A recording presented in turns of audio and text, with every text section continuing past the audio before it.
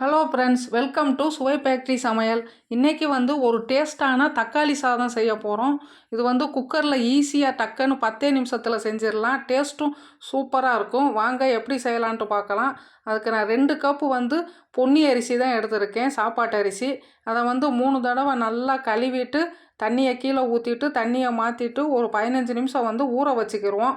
சுவை ஃபேக்ட்ரி சேனலை முதன்முறையாக பார்க்குறவங்க மறக்காமல் சப்ஸ்கிரைப் பண்ணிடுங்க, ஃப்ரெண்ட்ஸ்களுக்கு ஷேர் பண்ணுங்கள். பூண்டு பல் ஒரு 10 பல்லும், இஞ்சி பீஸ் ஒரு பீஸ் எடுத்திருக்கேன், அதை மிக்ஸி ஜாரில் போட்டுக்கிடுவோம்.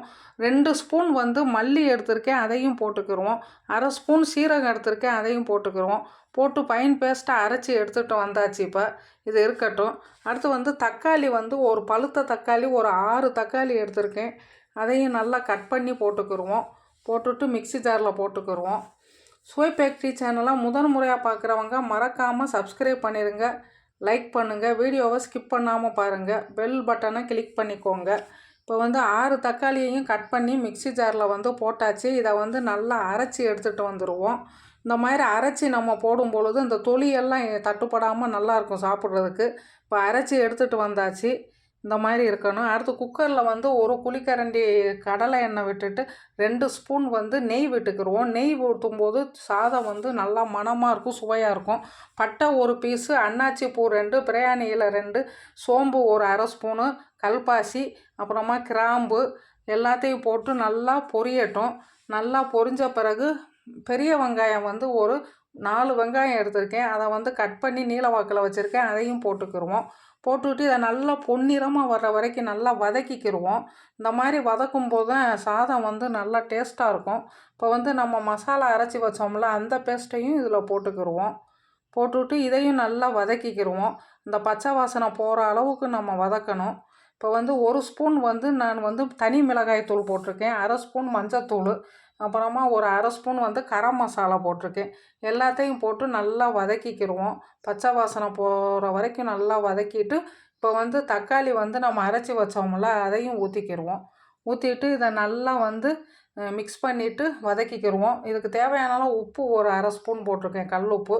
அதையும் போட்டுட்டு நல்லா இந்த மாதிரி வதக்கிட்டே இருக்கும் பொழுது நல்லா கெட்டிப்பட்டு வரும். அந்த சமயத்தில் 1/2 கைப்பிடி புதினா இலை, 1/2 கைப்பிடி மல்லி இலையும் போட்டுக்கிடுவோம். போட்டுவிட்டு இதையும் நல்லா கிண்டி விட்டுக்கிடுவோம். எல்லாம் ஒன்று சேர்ந்து நல்லா சுருளாக வதங்கட்டும். நல்லா இந்த மாதிரி வதங்கின பிறகு நம்ம ஊற வச்சு வச்சோம்ல அரிசி, அதையும் இதில் எல்லாத்தையும் போட்டுக்கிடலாம். போட்டுவிட்டு இதை நம்ம கலந்து விட்டுக்கிடலாம். இதுக்கு ஈஸியாக மசாலாவும் ரொம்ப கம்மியான மசாலா தான், டக்குன்னு செஞ்சிடலாம். லஞ்ச் பாக்ஸுக்கு செய்கிறதுக்கு ஈஸியாக இருக்கும். குழந்தைகளும் நல்லா விரும்பி சாப்பிடுவாங்க, டேஸ்ட்டும் சூப்பராக இருக்கும். இப்போ எல்லாம் ஊற்றி நல்லா அரிசியெல்லாம் போட்டு நல்லா கலந்து விட்டாச்சு. இப்போ இதுக்கு தண்ணி நான் 1 கப் அரிசிக்கு 2.25 கப் அளவு எடுத்திருக்கேன். மொத்தம் 2 கப் அரிசிக்கு 5.5 கப் அளவு சரியாக இருக்கும். அதை ஊற்றிக்கிறேன். ஊற்றிட்டு இப்போ இதை நல்லா கலந்து விட்டுக்கிடுவோம். கலந்து விட்டுட்டு இதில் நல்லா குக்கரை மூடி ஒரு மீடியம் ஃப்ளேம்லையே வச்சு ஒரு 3 விசில் வரட்டும், வேகட்டும், அப்புறமா பார்க்கலாம். இப்போ வெந்து வந்துருச்சு, எடுத்து பார்க்கலாம். இப்போ ஒரு டேஸ்டான தக்காளி சாதம் ரெடி ஆயிடுச்சு. பாருங்கள், அப்படியே அழகாக வந்திருக்கு, விதையாக இந்த மாதிரி இருக்கும். இதை நீங்களும் ட்ரை பண்ணி பாருங்கள். சுவை ஃபேக்ட்ரி சேனலுக்கு சப்போர்ட் பண்ணுங்கள். இந்த ரெசிபி டேஸ்ட்டும் நல்லா சூப்பராக இருக்கும். நீங்களும் செஞ்சு பாருங்கள். இப்போ ஒரு டேஸ்டான தக்காளி சாதம் ரெடி ஆயிடுச்சு. தேங்க்யூ ஃபார் வாட்சிங்.